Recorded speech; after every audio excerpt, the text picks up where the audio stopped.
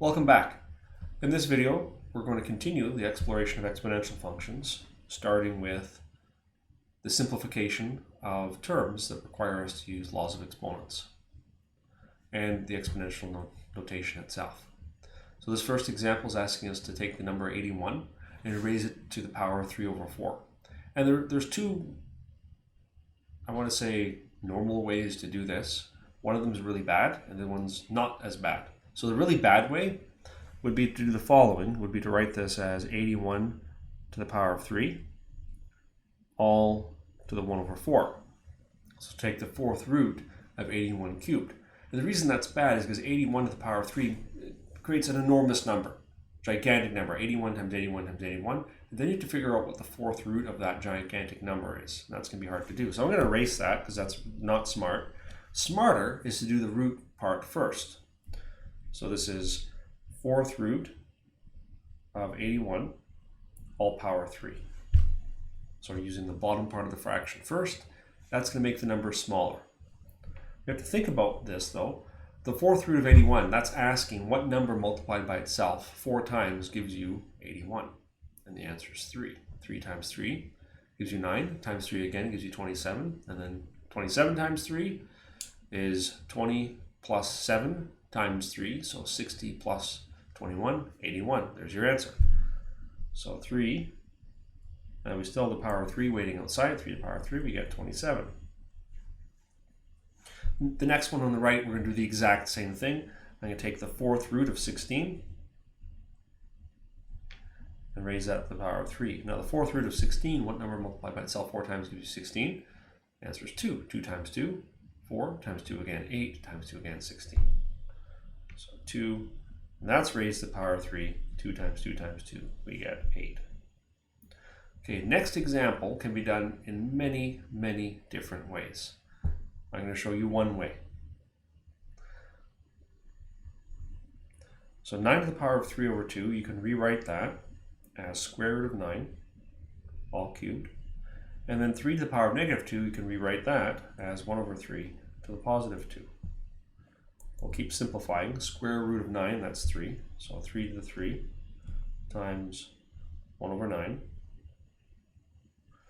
And like here, we could have left it as 1 over 3 squared and just use the laws of exponents to simplify, but I won't do that. I'll keep going this way. So 27 over 9, which is 3.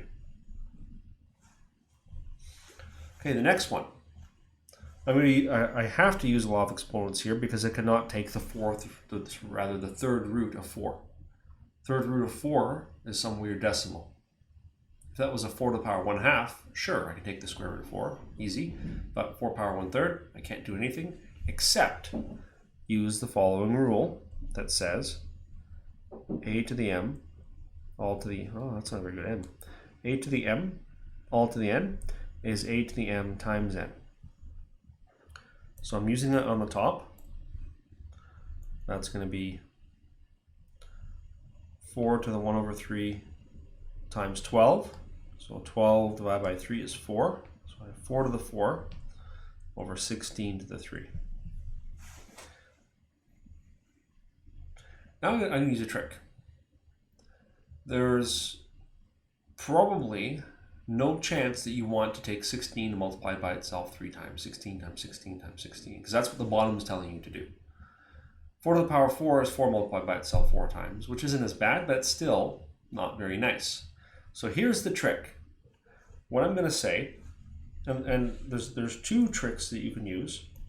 We could say that use the fact that 16 is equal to 4 squared, or we can use the fact that 4 to the 4 is equal to 4 to the 2 all squared, which is 16 all squared.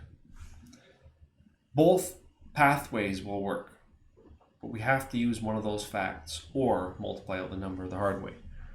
So I'm going to use the bottom one. I'm going to say this is 4 to the 4 over 4 squared to the power of 3. Since 16 is equal to 4 squared. So I have 4 to the 4 divided by, Now I have a power to the power. The powers are going to multiply. 4 to the power of 6. Now I'm going to use exponent laws. 4 to the 4 minus 6, which is 4 to the negative 2, which is 1 over 4 squared, which is 1 over 16. Now on your own, I'm not going to do this. I want you to do it. I want you to use the other pathway. Replace 4 to the power of 4 with 16 to the power of 2. That's a lot faster. You almost immediately get the answer that way. When you look at graphs of exponential functions, so the graphs I already showed you, I'll pull them back up and hide the ones that we don't want. Oh, where are they? There, okay. So I'm going to hide the x cubed, we don't want that, and I don't want the x squared, I'm going to hide that. So these two, there's 3 to the x and there's 2 to the x. I'm also going to graph a 1/2 to the power of x.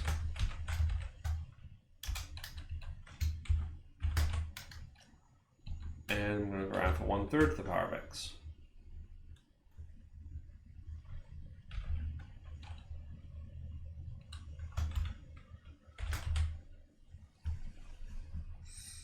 I gotta mess with the colors a little bit.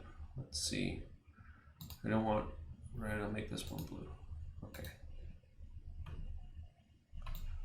So what you see, what happens when the base of the exponential function is less than 1, so a base of 1/2 or a base of 1/3, that the exponential function's graph is kind of the reverse. It's kind of like a mirror image, mirrored left and right. Instead of starting small, it starts big. And instead of ending big, it ends small. So it starts off for negative x values with very large y values, and then for very large x values, gets very small y values. That's those two, 1/2 to the x and 1/3 to the x, the black and the blue curves respectively. I'm going to turn that off and hide it. So that's what this is saying, that the exponential functions like 2 to the x all have that shape, where as long as the base is larger than 1, it's going to look like that. And if the base is less than 1, it's going to look like the red curve. And there's just another schematic showing all of the functions, 5 to the x, 3 to the x, and 2 to the x. There's also a zoom in that shows that they all cross at the point 0, 1, and that's because almost anything to the 0 is equal to 1. So at that x value, they'll have a y value of 1. Okay, let's do something more interesting. Here's for what is initially, the first time you see one, it's a challenge question, but after you see it, it's no longer a challenge. You'll know what to do. We have a function f of x that's equal to 2 to the power of 2x minus 2. So the exponent has become more complicated. It isn't just x, now it's a function of x, and that's okay. Now we're asked to find the value of x such that f of x is equal to 16. So I'm going to rewrite the question. What this is asking is, solve for x if, and we'll replace f of x with 16. 16 is equal to 2 to the 2x minus 2. And there's a variety of different good strategies that can be used to solve this, including guessing. So x equals 1. Let's try it. Plug it in. 16 is equal to 2 to the power of 2 minus 2, 2 to the power of 0. No, 16 is not equal to 2 to the 0, since 2 to the 0 is 1. All right, let's try x equals 2. 16 is equal to 2 to the power of 4 minus 2, so 16 is equal to 2 to the power of 2. 16 is not equal to 4, so x equals 2 is not the answer. And then we would keep going until we got to match 16. The problem with this method is sometimes the answer is a fraction, and no one guesses fractions, so you'll never guess the answer. I'll show you a more systematic way. And that way requires, I'll put the bubble on the other side. That requires us to think about an easier question. Suppose that, let's say, 2 to the x is equal to 2 to the power of 5. Find x. This question looks like something seriously wrong because it looks like there's nothing to do. If 2 to the x is equal to 2 to the 5, x has to be 5. And that is the answer. X equals 5. Suppose a to the x is equal to a to the power of 10. What's x? X is equal to 10, etc.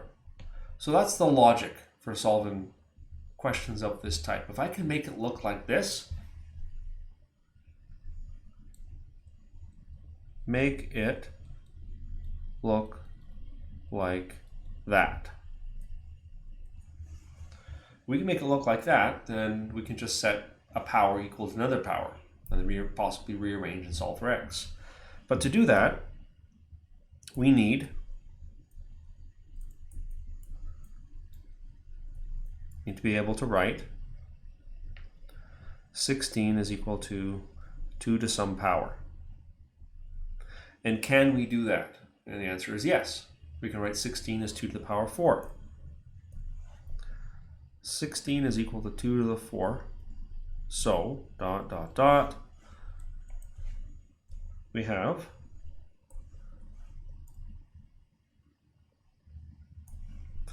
two to the power 4 is equal to 2 to the power of 2x minus 2. And now we're going to do that thing here at the bottom. We got something to a power is equal to the same thing to a different power. We can set the powers equal to each other. Thus, 4 is equal to 2x minus 2. And now we can solve for x. I'm going to add 2 to both sides. 4 plus 2 is equal to 2x, so 6 is equal to 2x, and then divide both sides by 2. X is equal to 6 over 2. Thus, x equals 3 is our answer. We can check this. We can plug it into the first, or rather the expression at the very top. 2 to the power of 2 times 3, so 2 to the 6 minus 2, 2 to the power 4. That is indeed 16. So this worked. This gave us the solution to that puzzle. And what it required, the most important step, was right here.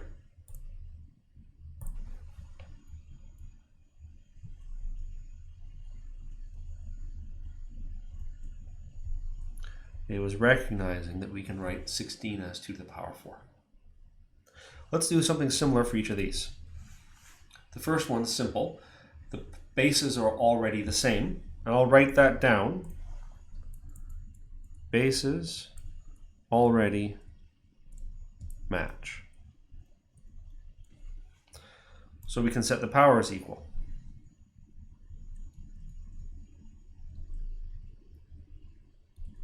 If the bases don't match, then you have to make them match. And if you can't make the bases match, then we're talking about a different part of the course. The next part, by the way. So this means x is equal to 2x minus 2. So I'm going to subtract x from both sides. 0 is equal to x minus 2. I'm going to add 2 to both sides.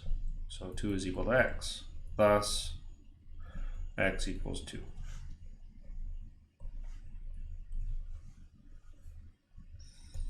Okay, next problem, I'll move to the right. Here the bases are different. So we got to make bases match.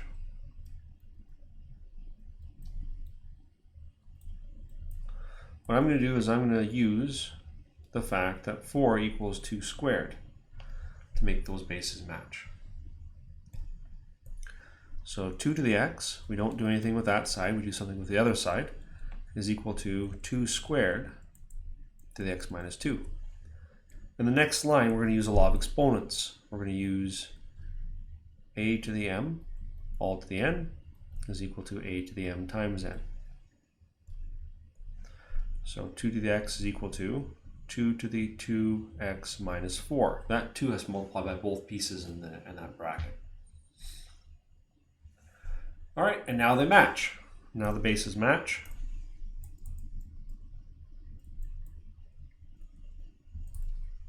So we can equate the powers. Equate the exponents. So x is equal to 2x minus 4. I'm going to subtract x from both sides. 0 is equal to x minus 4. Add 4 to both sides. 4 equals x. Thus, x is equal to 4.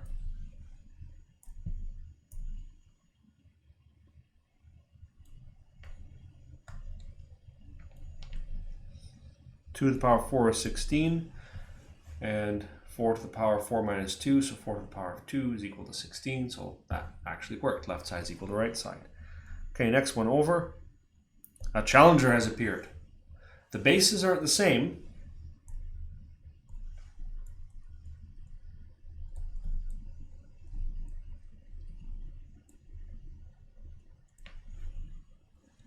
I'll phrase it the same way. Let's make the bases match.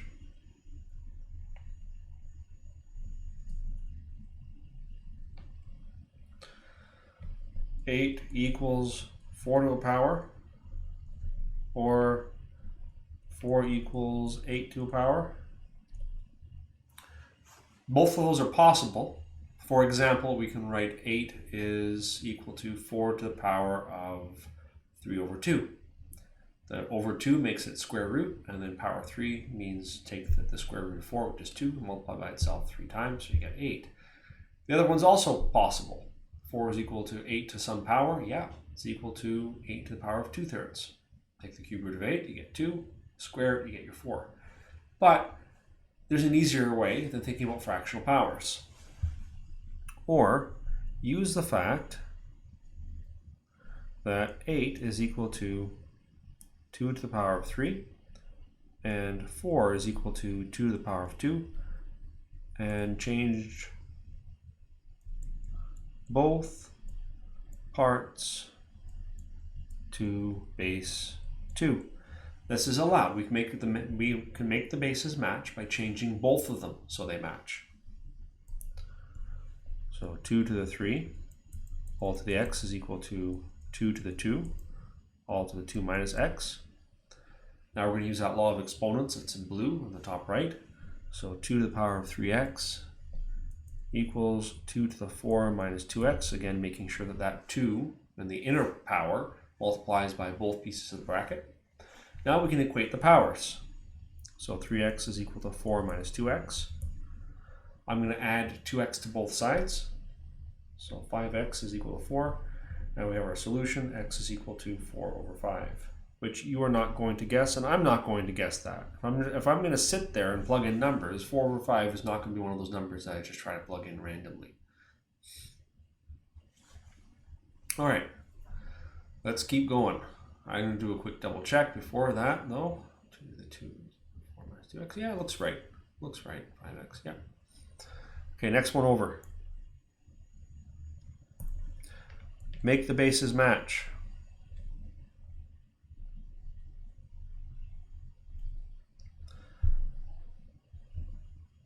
And I'm going to make them both base 5. First thing I'm going to use is the fact that 1 over 5